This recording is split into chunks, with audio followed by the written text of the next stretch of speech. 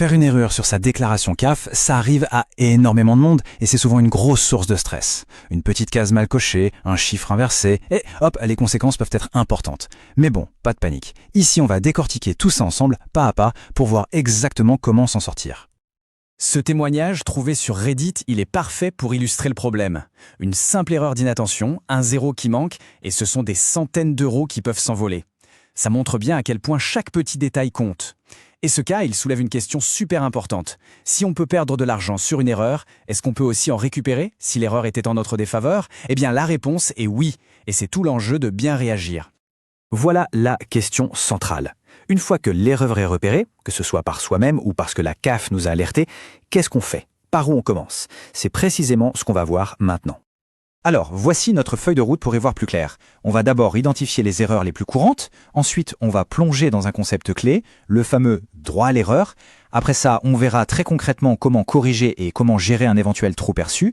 On va aussi clarifier la ligne rouge entre l'erreur et la fraude, et on terminera avec un plan d'action pour connaître et défendre ses droits. Allez, c'est parti.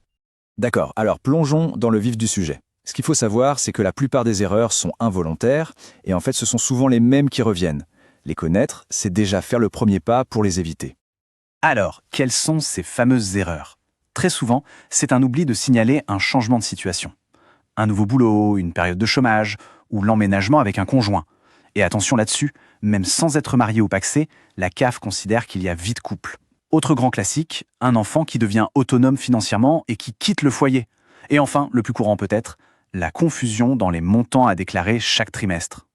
Et justement, pour éviter cette confusion sur les revenus, il y a une nouveauté très importante, le montant net social. Ce montant, il est calculé directement par l'employeur ou les organismes sociaux et il apparaît maintenant sur les fiches de paie. Le point crucial, c'est que désormais, c'est ce montant exact et pas un autre qu'il faut reporter dans les déclarations pour le RSA ou la prime d'activité. L'objectif, il est clair, simplifier la vie de tout le monde et éliminer ce risque d'erreur.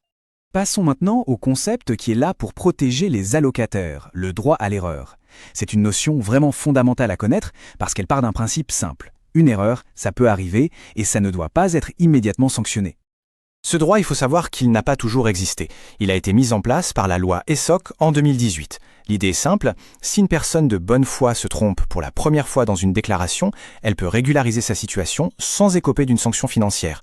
En clair, ça rééquilibre la relation. L'administration reconnaît que l'erreur est humaine. Mais attention, ce n'est pas un joker illimité. Pour en bénéficier, il y a 3 conditions à remplir. Premièrement, ça doit être la toute première fois qu'on fait ce type d'erreur. Deuxièmement, l'erreur doit être involontaire, c'est ce qu'on appelle la bonne foi. Et troisièmement, il faut être proactif. Soit on corrige de soi-même dès qu'on s'en aperçoit, soit on le fait très vite si la CAF nous le signale. Et cette comparaison, elle montre une distinction capitale. Le droit à l'erreur s'applique à une information incorrecte, une coquille. Par contre, ça ne s'applique pas à un retard.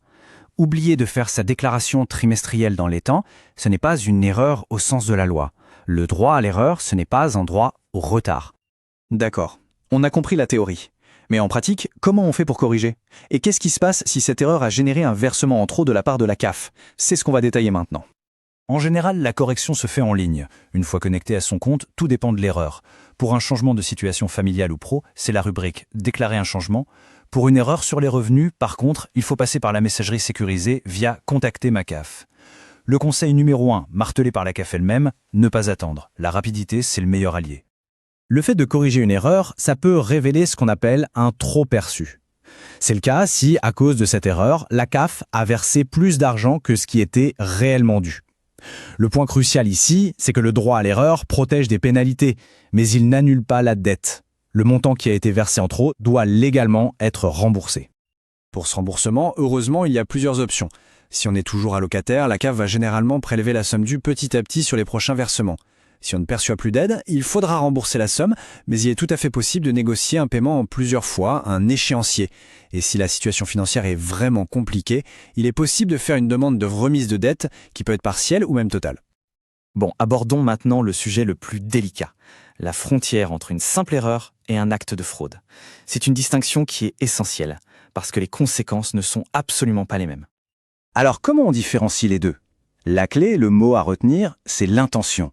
L'erreur est involontaire. La fraude, elle, c'est un acte délibéré, fait exprès pour tromper l'organisme et obtenir des prestations qu'on ne devrait pas avoir. On parle là de fausses déclarations intentionnelles, d'oublis qui se répètent tellement qu'ils ne peuvent plus passer pour un oubli, ou carrément de l'utilisation de faux documents. Et ce point, souligné par un cabinet d'avocats, est fondamental. Il faut bien retenir ça. Ce n'est pas à l'allocataire de prouver son innocence, c'est à la CAF de prouver l'intention de frauder. La charge de la preuve est de leur côté. C'est un principe de droit essentiel. Parce que si la fraude est avérée, les conséquences sont sévères. Au-delà du remboursement intégral des sommes, la CAF peut appliquer les pénalités financières, suspendre le versement de toutes les aides et, dans les cas les plus graves, déposer une plainte au pénal. On voit bien l'importance de la transparence. On arrive à la dernière partie, la plus concrète.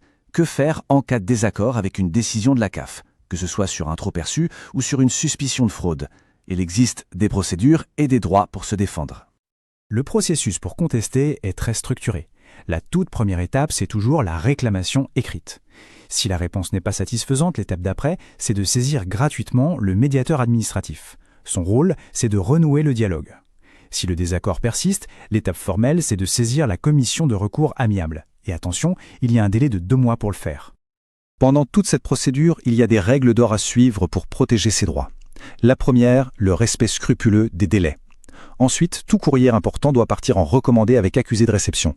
C'est la seule preuve irréfutable. Il faut aussi garder une copie de tout, absolument tout. Et ne pas oublier qu'on a le droit de demander l'accès à son dossier, y compris au rapport du contrôleur. À l'inverse, il y a des pièges à éviter. Envoyer une contestation en courrier simple, c'est prendre un risque utile. Ne pas archiver ces échanges, c'est se retrouver démuni.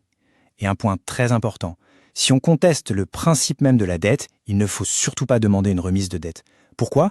Parce que demander une remise, c'est un peu comme reconnaître que la dette existe. Il faut d'abord contester la dette elle-même. Allez, pour résumer, il y a 4 réflexes à adopter. La rapidité, pour signaler toute erreur sans attendre. L'honnêteté, parce que la bonne foi est protégée. La connaissance de ses droits, pour utiliser les voies de recours si c'est nécessaire. Et enfin, la proactivité, en allant vérifier régulièrement que son dossier sur le site de la CAF est bien à jour. Finalement, la meilleure façon d'éviter les problèmes, c'est de ne pas attendre qu'ils arrivent. On termine donc avec cette question essentielle. À quand remonte la dernière vérification de son profil CAF ? C'est peut-être le bon moment pour aller y jeter un œil.